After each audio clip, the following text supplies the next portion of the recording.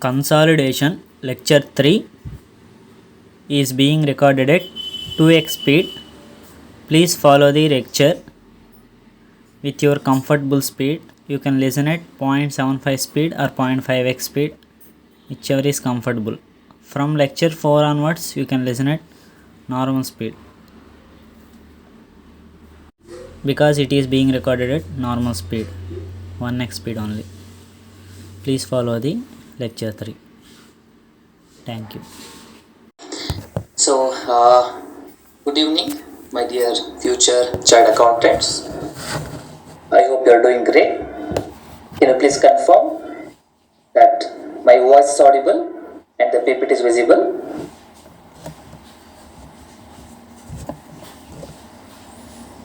Clear. Good.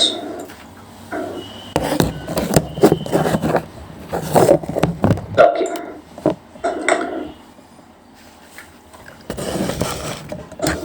So after we have discussed about the concepts of theoretical aspects like what do you mean by the word control and what are the exemptions available, we have done some problems also. Now we are looking into the main area, that is proper consolidation. So discussion what we have now is relevant for full-fledged problems, and also the application of these things will be there in other standards. So what are the components of consolidated statements? We have prepared consolidated balance sheet, consolidated statement of profit and loss, consolidated changes in equity, consolidated cash flow statement, consolidated no stock account, everything consolidated. And our main focus will be on consolidated balance sheet. Consolidated P&L account is not going to be too difficult. It's just everything line by line addition. We will do problem anyways. Statement of changes in equity. This is more like a reserves and surplus, opening balance, closing balance movement. So we are not going to do anything of this one. Cash flow statement, we will do some problems. Few special aspects to be discussed. Consolidated no stock accounts, we don't do anything now. Practically relevant, where you will write down the significant accounting policy no stock accounts. You should keep everything consolidated. We are not going to do everything now. So our focus will be priority number 1. 95% of our problems will be on. 80% of our problem will be on consolidated balance sheet. 5% of the problem maybe less on P&L, and 5% or less on cash flow statement. Okay, so these are our basics. First, so if you understand the consolidation of balance sheet, everything is understood automatically there itself. And that's what will come in exam also, and that's what is having connection with other IND AS. So balance sheet of a holding company you will have. That's what we call it as separate financial statements. They are independent financial statements. Along with assets and liabilities, they will have one item called as investment in subsidiary. And this investment will be accounted as per IND AS 27, will be at cost or fair value as per IND AS 109 financial instruments. Now, when I prepare balance sheet of a group, what now it comes? Balance sheet, that is liability of holding company will go, everything. Balance sheet from the asset side of holding company, everything will go. And not only that, the liability of subsidiary company will be transferred, liability of assets of subsidiary also will be transferred. These liabilities and assets of subsidiary basically will be replacing assets and liabilities of the investments. Basically means, when you prepare separate financial statements of the holding company, they will have an item called as investment in subsidiary, which is valued as per IND AS 27. When you do consolidation, you prepare consolidated financial statements, balance sheet of the group, which comprises of assets and liability, assets of holding and subsidiary, liabilities of holding and subsidiary. So basically means, indirect way of understanding, this investment what we have will be removed, and that what does investment represents? Investment represents the assets and liabilities of subsidiary, which is what is taken to the group. So what are the things going to happen? From the holding company, assets and liabilities will come to consolidation, except investment. From the subsidiary company, everything will go to the consolidated financial statements. Why investment will not come? Because that investment only representing this as the liabilities. What do you mean the investments? I'm having shares in a company, I'm owner of a company, which means what? In the company, I have ownership. So in that company, assets and liabilities, net assets belongs to me. So after all, investment represents net assets of the company. So investment of subsidiary is taken out, and the subsidiary liability, subsidiary asset is replacing, and that becomes consolidated financial statements. Please write down this simple basics.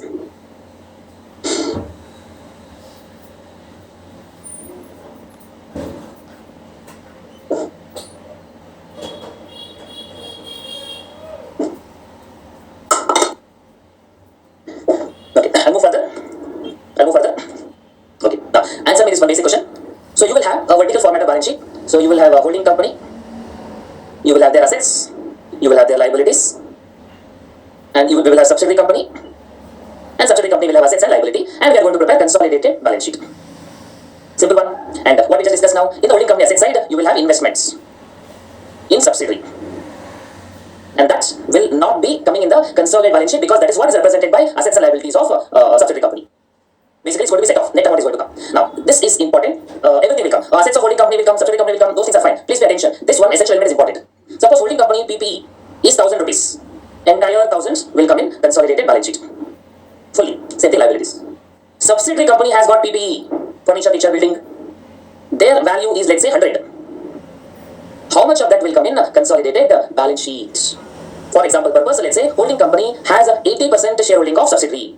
So now the question is, how much will you take in consolidated financial statements? Will you write PP from the holding company? 1,000 will come. the subsidiary company PPE, will you take 100 or subsidiary company PPE, will you take 80? Which one is appropriate? What do you think?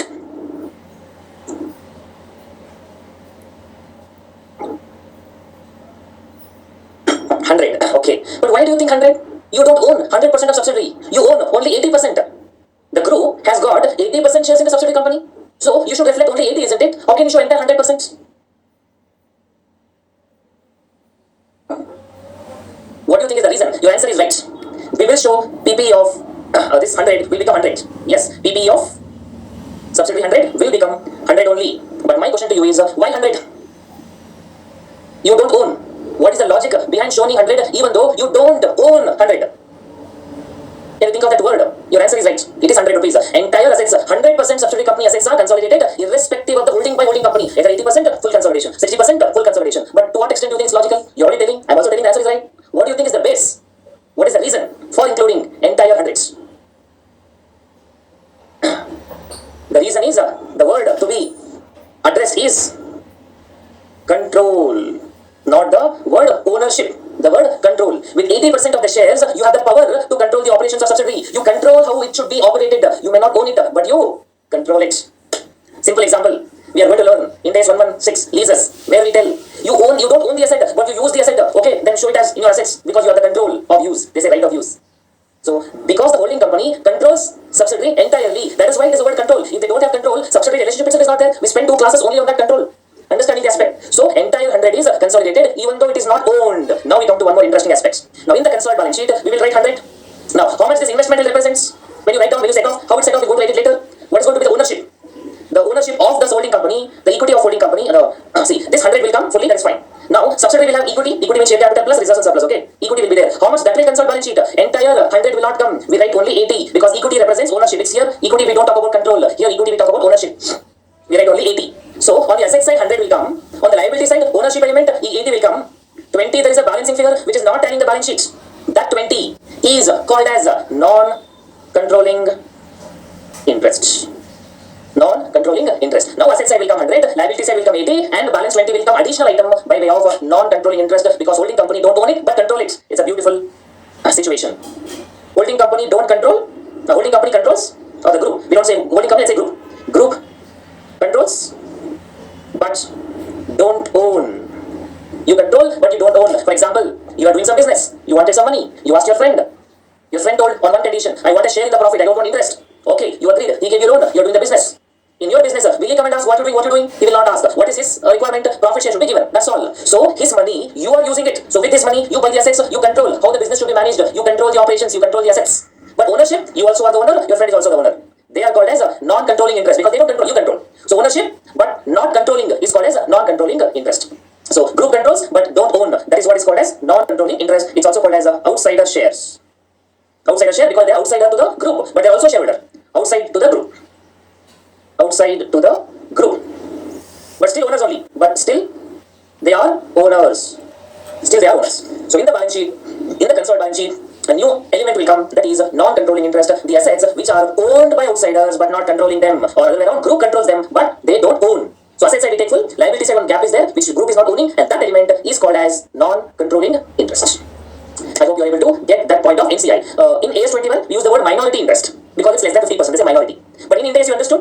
A person with 40% can control the asset. A person having 60% need not control the asset. 3 conditions of control to be satisfied. So 40% can be called as control, 60% can be called as not control. So you can't call 60% minority. So IND AS use the word controlling interest, that is of the group holding, and remaining percentage are called as non-controlling interest. But for the purpose of full-fledged problem, you don't worry about it. As long as you are having more than majority, then only full-fledged problem consolidation is done. For exam purposes. Practically, we have discussed so many problems where even with less than 50%, by looking at the facts of the case, we can decide whether the person or the entity has control or not.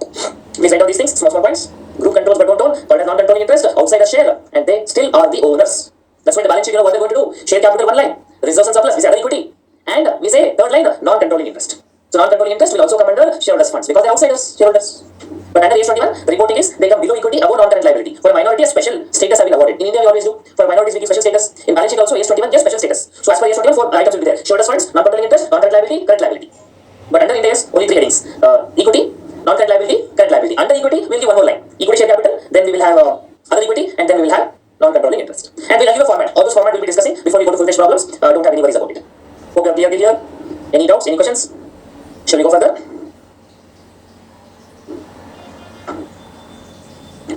Just visualize what's happening because so many things will come in consolidation.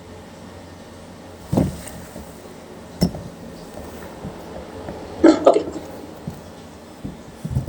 Okay. Let's start. Let's start the story fresh. In the sense, on the date of acquisition. On the date of acquisition. Please tell me which standard applies, which IND AS applies on the date of acquisition. Which IND AS to be applied on the date of acquisition? IND AS 103, correct. So IND AS 103, right? IND AS 103.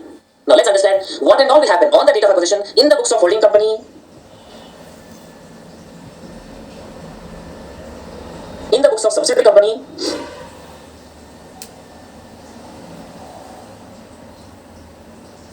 and in the books of group.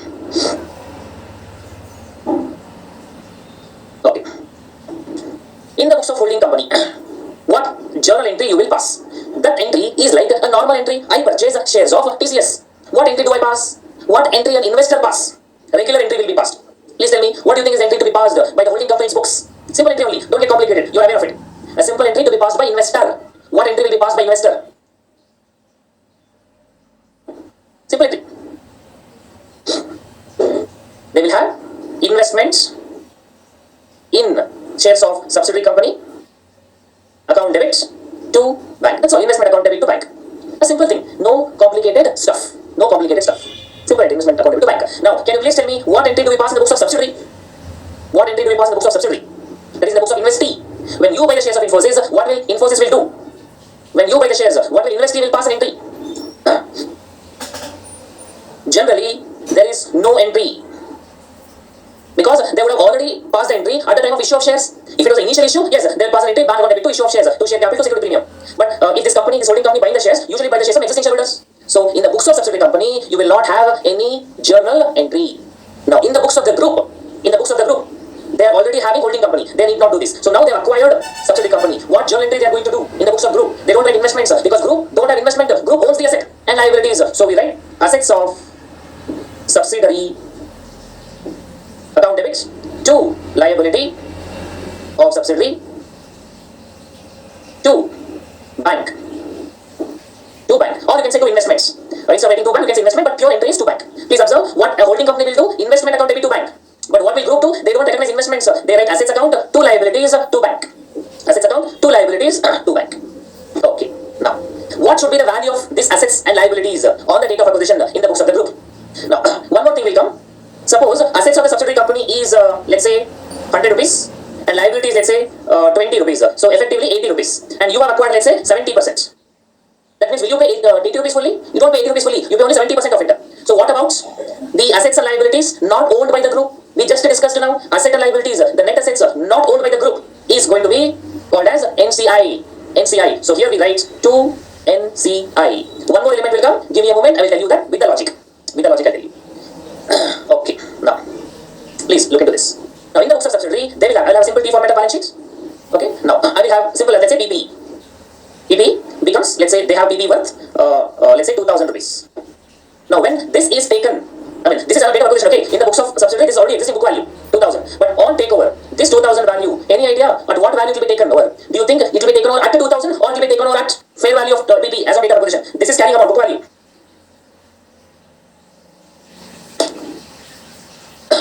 Okay, here we have to apply IND AS 103. So what does IND AS 103 say here? When you take over, subsidiary will have their books of accounts, whatever they want. But when the acquisition happens, the group opens the books by acquiring subsidiary company. This PP shall be taken over at fair value basis. Shall be taken over at fair value basis. The standard says, as per IND AS 103, all assets and liabilities to be taken over or recorded. All assets and liabilities of the subsidiary company. Basically, the acquiring, the transfer, assets and liabilities of subsidiary recorded at fair value on the date of acquisition. As per IND AS 103, on the date of acquisition, all assets and liabilities should be taken over at a fair value. So when you record in the books of the group, assets will be recorded at fair value, liability will be recorded at fair value. So everything is taken over at fair value. Now, suppose, please observe, suppose all the assets of subsidiary company amounting to, let's say, I'll just write under subsidiary only. Assets under subsidiary, let's say it is 1,000 rupees. Liability, let's say it is 200 rupees. So you have net assets, which is 800 rupees. Considering fair value. And holding company has, let's say, 80%, 70% shares are acquired. Let's say 70% shares are acquired.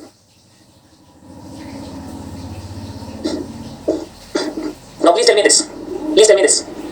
Assets are at fair value, liabilities are at fair value, net assets, asset minus liabilities, net assets comes to 800, 70% shares are acquired. So holding company, how much will they pay? Or how much should they pay for acquiring the shares of a subsidiary company? What should be the purchase consideration? How much do you think they should pay ideally? Assets fair value 1000, liability fair value 200, net assets 800. Net assets 800 should they pay? They are not acquiring full 800. They are acquiring only 70% of the shares. So how much should be the amount to be paid to the shareholder to acquire 70%? 70% of 800, 560. Absolutely right. But you will pay a little bit more always because these assets are what is there in the books, fair value taken. Liability in the books, fair value taken. But there is one important asset which is not there in the books, which you have to create now. You know what is it called as? That is goodwill. Goodwill. Because a subsidiary company, when they did the operations or still doing the operations, they would have generated goodwill, brand name over a period of time by doing business. But can you show the goodwill in the books of accounts? No, both as per IND AS, internally generated goodwill cannot be reflected in books of accounts. So, what goodwill can come in the balance sheet? Only purchased goodwill. Why? Because only at the time of purchase, goodwill will be valuable. A measurement can be done. A reliable measurement can be done. So, only purchased goodwill are allowed. So, as far as the subsidiary company is concerned, the goodwill is not yet realized because they have not got any money. Shareholders have got it. But group has paid it in the form of two bank. Group has paid. So here you are going to write one more entry that is called as goodwill. So in the books of the group, let's focus now onwards in the books of the group. Let's pass the journal entry afresh. If you want to take down this part, I'll give you 2 minutes. I won't dictate anything. Whatever you have to take it down, whatever I have to dictate, I'll do fresh. These are workings. Whatever you want, you can write it down. If you have any doubts, please ask.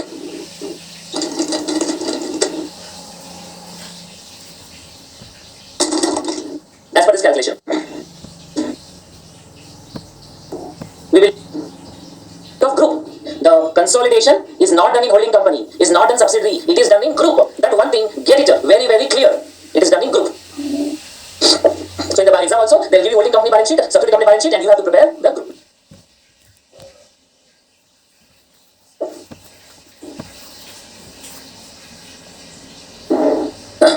In the books of group, what is going to be the journal entry to be passed? Assets of subsidiary.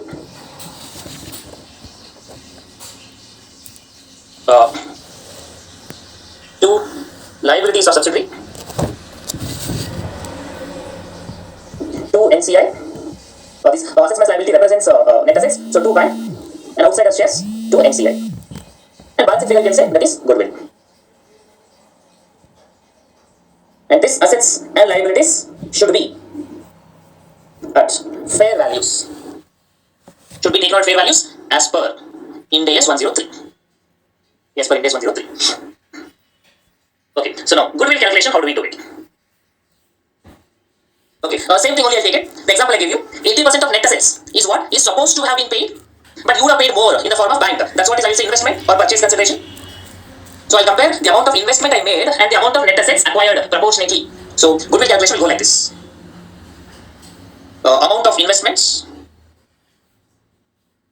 by holding company, that is what is like purchase consideration. If you remember the word in AS 14 terms, like amount paid, purchase consideration.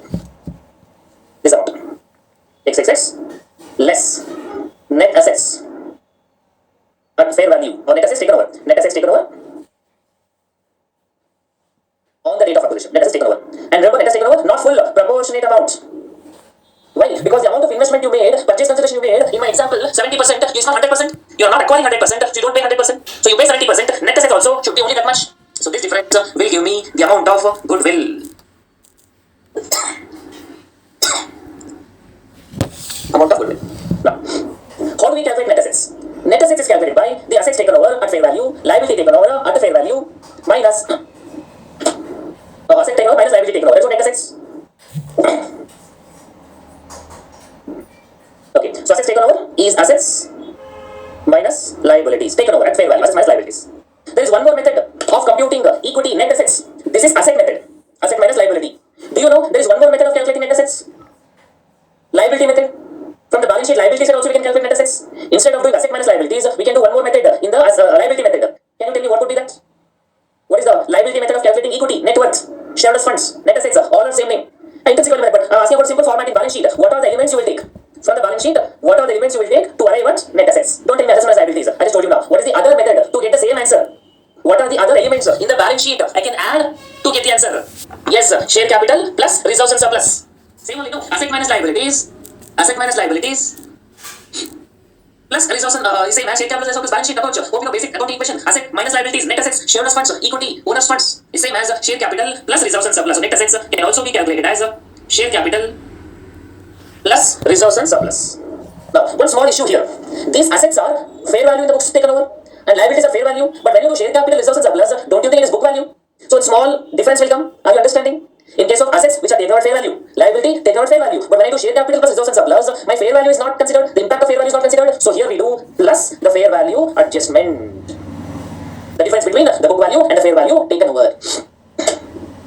Are you able to get the three elements? Share capital, reserves and surplus are as per subsidiary company books. But if we are calculating in group we are doing fair value basis as per the standard, as per Index 103. So if I take share capital and reserves and surplus, it only means book value, but we need fair value also to be considered. Book value 100, take over value 110, extra 10 to be considered. Call it as fair value adjustment. It's like revaluation profits. Book value 120, take over 125, 5 rupee revaluation profit. But in which books? Revaluation gain, fair value adjustment. Not in subsidiary books. It is taken in holding company books.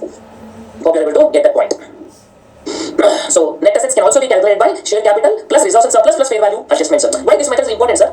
Because in the exam, when you prepare full-fledged problems, they will not give you net assets on the date of acquisition. What they will give you? They will give you the balance sheet of holding company, a balance sheet of subsidiary company. Now, balance sheet of subsidiary company, using that, we have to go backwards and calculate what will be the net assets on the date of acquisition. We have to go backwards. So, for that purpose, this will be given. Now, all these discussion are on the date of acquisition. Don't forget that. On the date of acquisition. But when they give you the balance sheet in examination, they'll give you subsequently on the date of consolidation. 1 year later, 2 years later, 6 months later.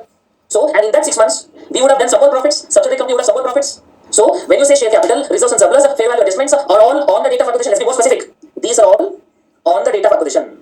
On the date of acquisition. Share capital will not be a problem. Fair value adjustment also will not be a problem. There is one element in respect to reserves and surplus. You have to be careful. Listen to this carefully. When they give you the full-fledged problem in the examination on the date of consolidation, like after some time, after preparation, after acquisition, sometime later, the reserves, the P&L, accumulated P&L, will include some money, some profit after the date of acquisition. That should not be considered, or that should be eliminated. Then you get this amount. Are you clear? I'll explain once more in the full-fledged problems. When they give you reserves and surplus in the balance sheet, that includes the profit made by the group after acquisition. But while calculating this net assets to go backwards, that post-acquisition, after acquisition profits should be eliminated. In other words, the reserves and surplus what we have will divide this into two parts: pre-acquisition profits, post-acquisition profits. The reserves and surplus profits as on date of acquisition is divided into two parts: profit up to date of acquisition and profit after the date of acquisition. And which is relevant here? Profit up to date of acquisition is relevant for goodwill, or profit after acquisition is relevant for goodwill? For the calculation of goodwill, profit up to date of acquisition is important. Some people call it as pre-acquisition profits. So please write down this reserves and surplus. To be specifically, it is a pre-acquisition profit. Pre-acquisition profit. That is profit up to date of acquisition. Pre-acquisition profit. You can write full also. Pre-acquisition profits. So basically, what is pre-acquisition profits? Holding company is buying the shares of subsidiary company where they have already made some profits, and you pay for it, and you pay even more. That's because of goodwill. So pre-acquisition profits is profits belong to subsidiary, but from the point of view of group, the investor. So the question always arises: can a company get profits before it's incorporated? Like here also we are telling, how can you get a profit before you have an investment? They have already made profits. You also had one concept of pre-incorporation profits in your past life. Anyway, they are not required here. I just applied the concept there. There's also one more concept. It's like, can you get the knowledge before you are born? Have you heard of any stories like that? Where a person got knowledge before even birth took place, before even is born, before his birthday, before he was born, he had some knowledge. Stories only. I don't know if story is reality, but we heard of it. In Mahabharata, story called as Abhimanyu. When he was in mother's womb only, he was listening, getting the knowledge how to enter into Chakravyuh. You know how to enter into Chakravyuh, but he did not know how to go out of it. He learned only so much how to enter. He did not learn how to go out of it. So he lost. You know who are called as modern day Abhimanyus? Who knows how to enter but don't know how to exit? You people, CS students. Easy to enter, difficult to exit. Anyway, so we got these concepts. On the date of acquisition, we do goodwill calculation, amount of investment we do, net assets taken over, and net assets taken over can also be calculated by share capital plus reserves and surplus plus fair value adjustment. Why this is required? Because in the balance sheet problems, in the full-fledged problem, balance sheet will be given on the date of consolidation. We want to go backwards up to the date of acquisition. To go backwards, post-acquisition profit to be eliminated, we require only pre-acquisition profits, the liability method. Share capital, reserves supposed to be book value plus fair value adjustments will give us the assets at fair value and liabilities at fair value.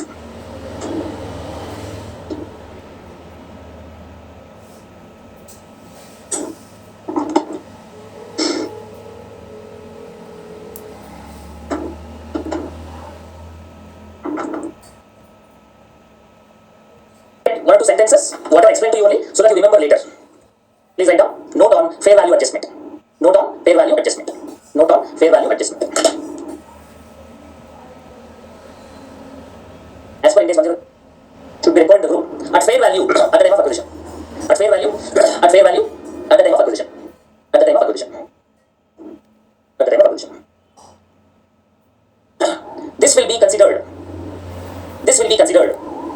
computing net assets and goodwill.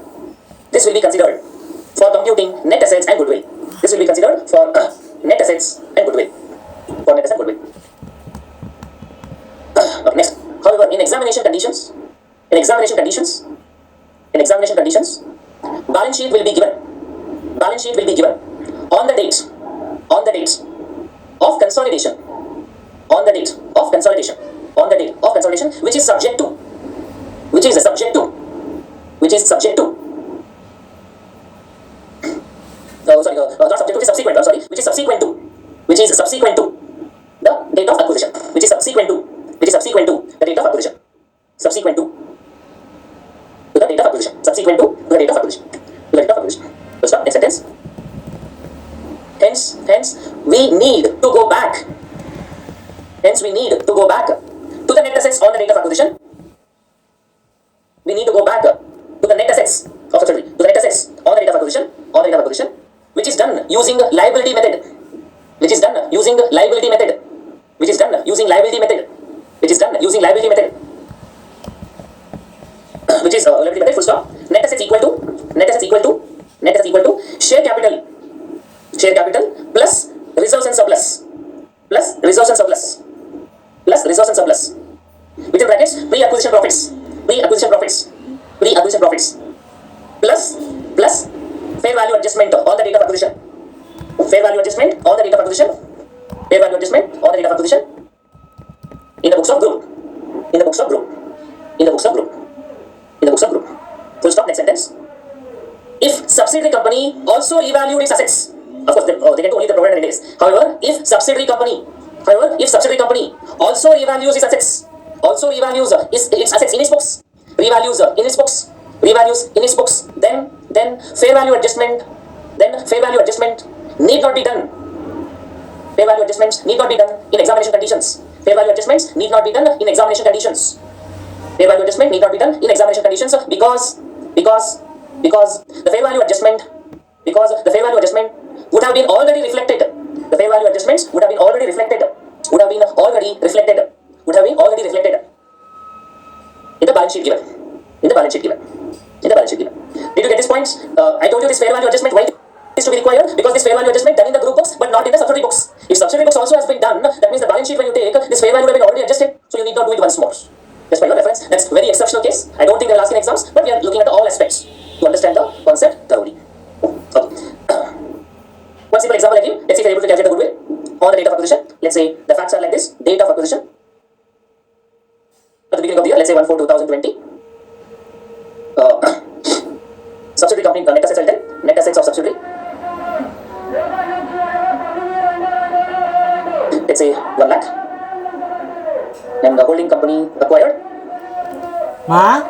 Let's say 80%. And the amount of payment, amount of purchase consideration, amount of investment, amount of purchase consideration. Let's say 85,000. Now, what do you think is the goodwill here? In this case, simple example. Goodwill is calculated by amount of investments at 85,000 and proportionate net assets 1 lakh into 80%, 80,000.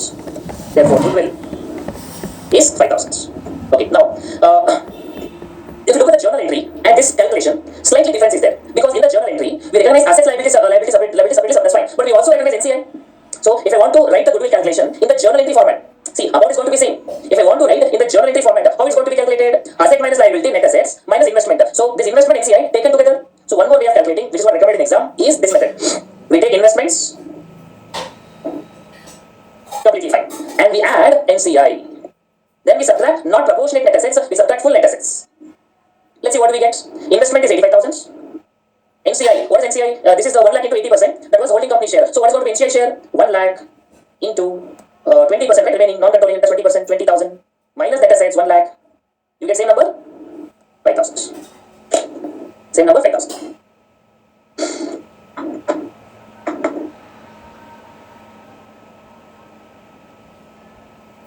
So the journal entry method, we just converted this into a working out calculation. Mathematically, can you think how the answer is same in both cases? Very simple. Here we are writing minus 80,000. And here what we are doing, plus 20,000 minus 80,000 plus 20 minus 80 minus 80 only. 20% is added, 100% is subtracted, effectively 80% is only subtracted. Correct. Okay, hope you have taken an example. Now one interesting question here. What did IND AS 103 told? Whatever may be the book value of subsidiary company, don't worry, while taking over, you take over at fair value.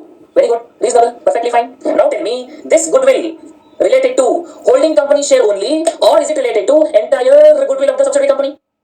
This goodwill of 5,000, what we calculated, belongs to only holding company share, or does it belong to entire subsidiary company as goodwill?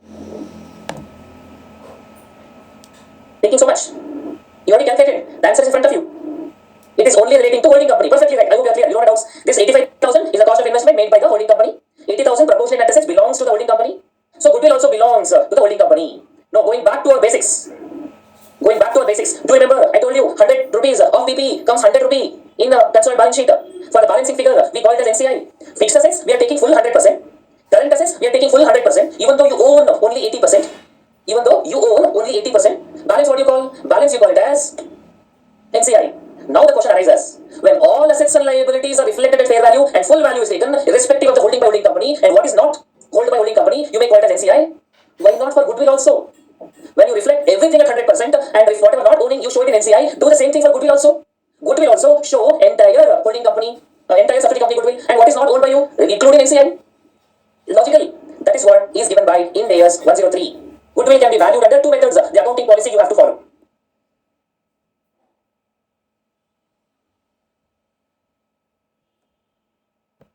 This is not there in AS21. IND AS provides two alternatives. It is the initial choice you have to make, and once you make now, subsequently you cannot change it. So either you can make goodwill under proportionate method, or you can make goodwill under NCI method or fair value method provided by provided is goodwill also valued fair value method provided by IND AS 103. Now let me tell you how does it look like and why that's going to apply. That we have discussed now. With this example, with this numerical only, and try to understand.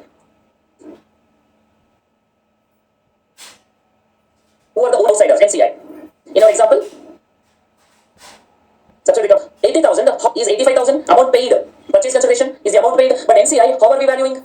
20,000. Is it proportionate? Do you think it's logical? Now this 85,000 includes, okay, now tell me, why these two numbers are not proportionate? Please tell me. Both are fair value only. One is 80%, 85,000, but 20% is not 25,000. What do you think is the element which included in holding company 80% valuation, but not in NCI valuation? Goodwill. Perfect. Goodwill relating to holding company. This includes goodwill. This 20,000 is only the fair value of assets and liabilities taken over. Fair value of net assets taken over. Fair value of net assets and not goodwill. So what another alternative which we are going to discuss is, here also please add their share of goodwill. So what you get is fair value of NCI. So if NCI is also valued at market value terms, NCI also valued at market value terms, this will include goodwill. And that is what is called as a fair value of NCI. And the holding company includes goodwill. Now when I add fair value, this also includes goodwill now. And thereby we are able to get the full value of goodwill, and hence full goodwill is achieved. Let us write the same example. Then we'll write the theoretical sentence and also the format. So same format I will write, goodwill calculation. So what we did under proportionate method, and what we do under now fair value method.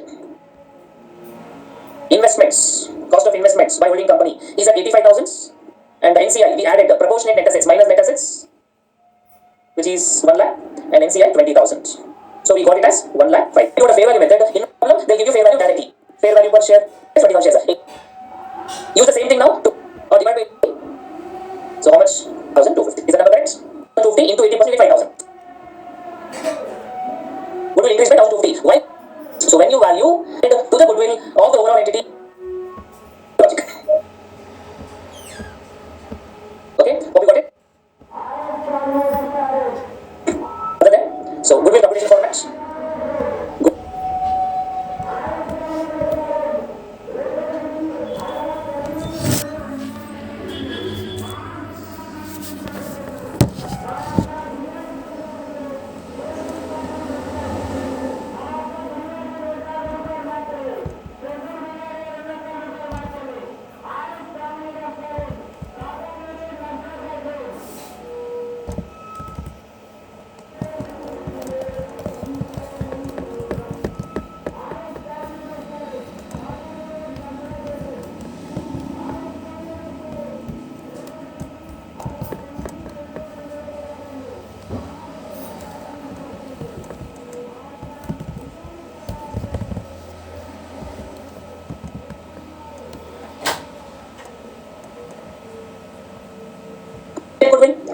one more way in this case is or decrease. It can decrease also sometimes. Increase in goodwill is the increase to be written proportionate basis taken over extent related to NCI definition 3%. For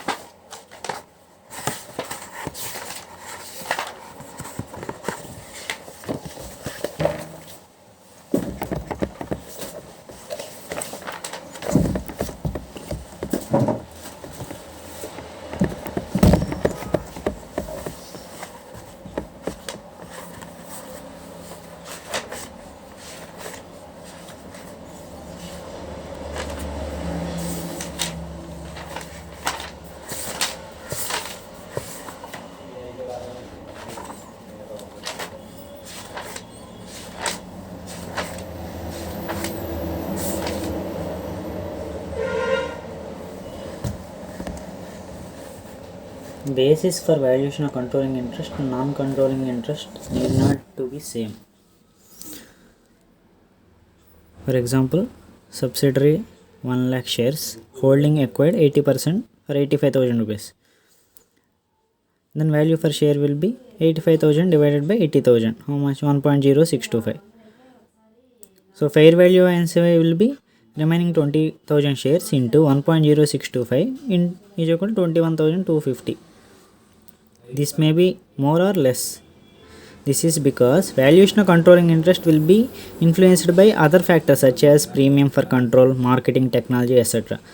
Hence, proportionate goodwill will not be perfect percentage of full goodwill. However, under any situation, difference in goodwill under two methods will be as same as in NCI.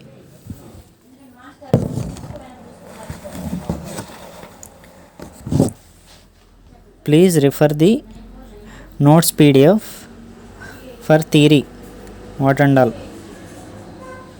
have been taught by Chinmaya Hegde Sir.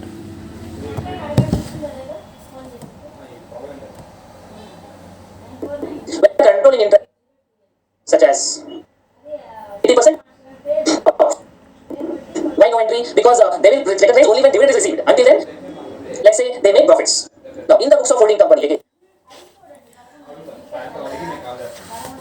Now, subsequent recognition and consolidation, how we treat as general entries.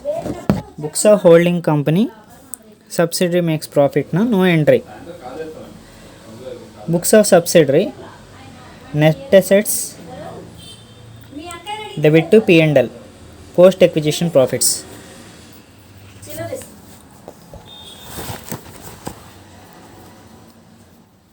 Net assets incremental to P&L, post acquisition profits. Books of group, net assets to consolidated P&L to NCI. Nature of NCI will be initial recognition at fair value or at proportionate basis. Subsequent recognition always at book value of profits of subsidiary. Proportionate profits of subsidiary is added to NCI and loss. If any is subtracted, that means debited from NCI, even NCI is negative.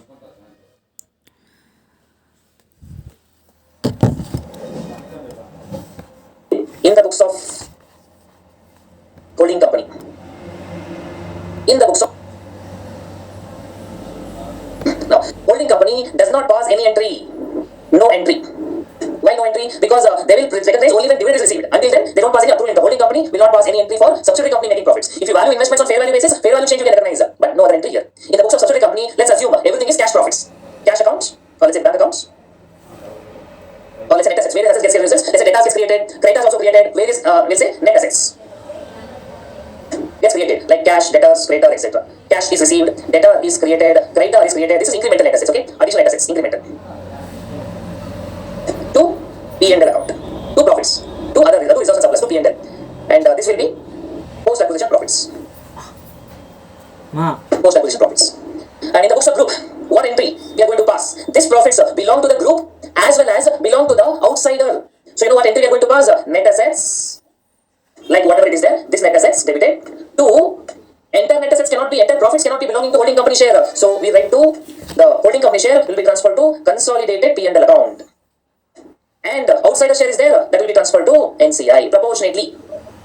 Proportionately. So to consolidated P&L account to NCI. So in the books of group, book value of profits of NCI. Convincing enough for this method what we do, but if you have a doubt, you should be careful. So everything will come in the balance sheet except one item. Some more exceptions are there, we'll look at later.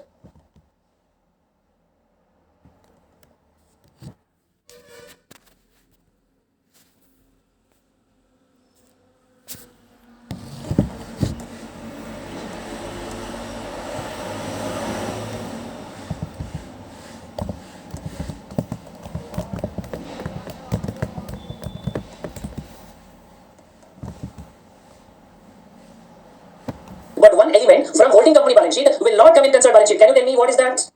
One element in the holding company balance sheet definitely will not come in consolidated balance sheet. One item which will definitely be eliminated. Investment in subsidiary. Investment in subsidiary. Other investments will come. Investment in other companies. But investment in subsidiary companies, outsider shares will go to non-controlling interest. Outsider share. You should also give the equity. I mean reserves. And pre-acquisition profits relating to holding company share will again come to goodwill. So if you see the table, assets will go to consolidated balance sheet and liabilities will go to consolidated balance sheet from subsidiary balance sheet. But share capital will be, the non-controlling interest share will be kept inside in the working note of NCI. But remaining what and all we possess, the percentage we should transfer to goodwill. We should treat it as a goodwill. In profits, there are two types of profits: pre-acquisition, post-acquisition. In pre-acquisition profits, both have control. So one is transferred to goodwill and one is transferred to NCI. But after post-acquisition, NCI share will be transferred to NCI, but our share will be transferred to consolidated P&L. Indirectly, consolidated P&L is called as a other equity. Reserves and surplus. Discuss over a period of time, as and when we discuss new adjustments, you keep on updating this format. And not only this format, one more page you leave for balance sheet format.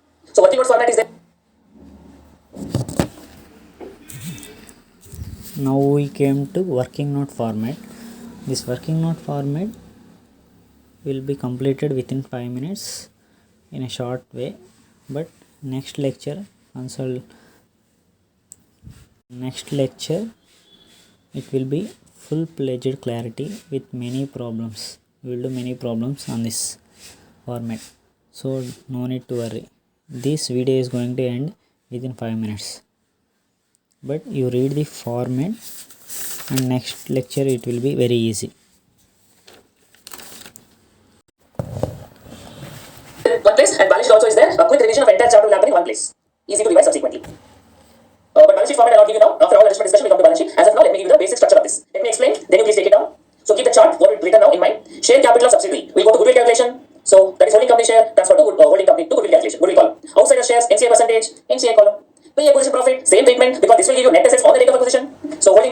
calculation, NCI share to NCI. Post acquisition profit will not come to goodwill calculation because this was not there at the time of acquisition. This came later. So this will come to CONPL, holding company share. NCI will get their share anyways.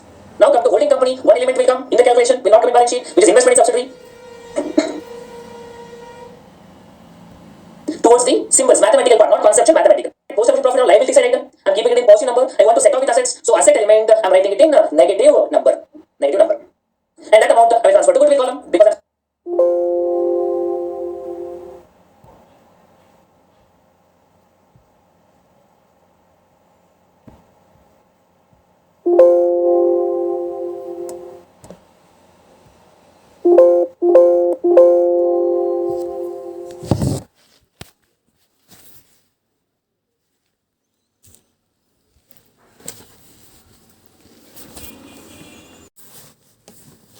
Actual recording class is completed, but I will explain the format. Share capital will be transferred to goodwill, and remaining percentage of NCI will be transferred to NCI. But pre-acquisition is also transferred to goodwill and NCI. But post-acquisition means after the acquisition, the profits of subsidiary will be transferred to CONPL, means other equity of holding. So remaining NCA will be carried on as usual. It will not change anything. But when it comes to NCA adjustment is different. Why we are doing NCA adjustment? When they ask to calculate the fair value of NCI, we have to do it. If you don't do this adjustment, the NCA calculated as per this format will be proportionate NCI. To make it as a fair value of NCI, we have to make the difference. What is the NCI adjustment? It is the difference between fair value of NCI and data acquisition minus proportionate NCI and data acquisition. What is proportionate NCI and data acquisition? It is already there in the format. That is share capital NCI percentage, pre-acquisition profit NCI percentage, those two.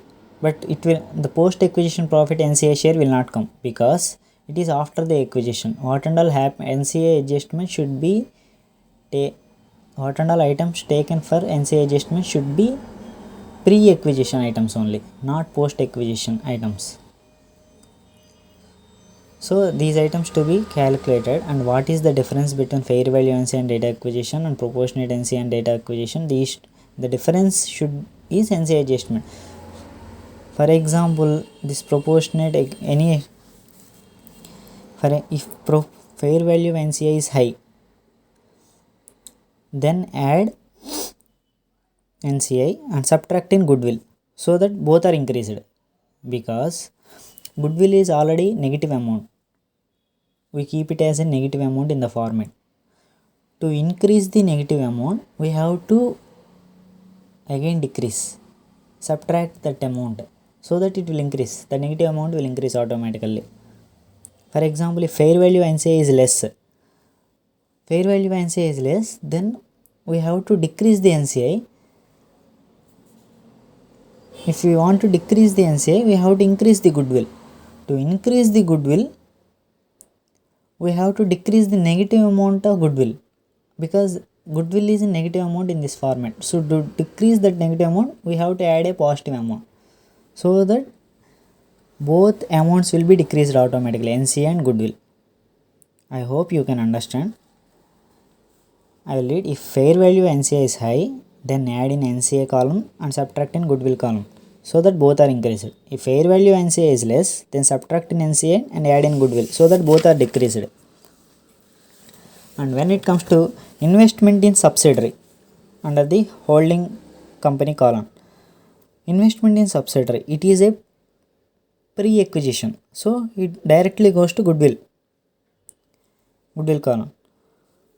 P&L of holding company, it will have some amount in their balance sheet. That amount directly goes to CONPL column.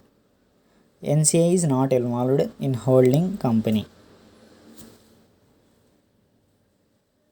If you refer the notes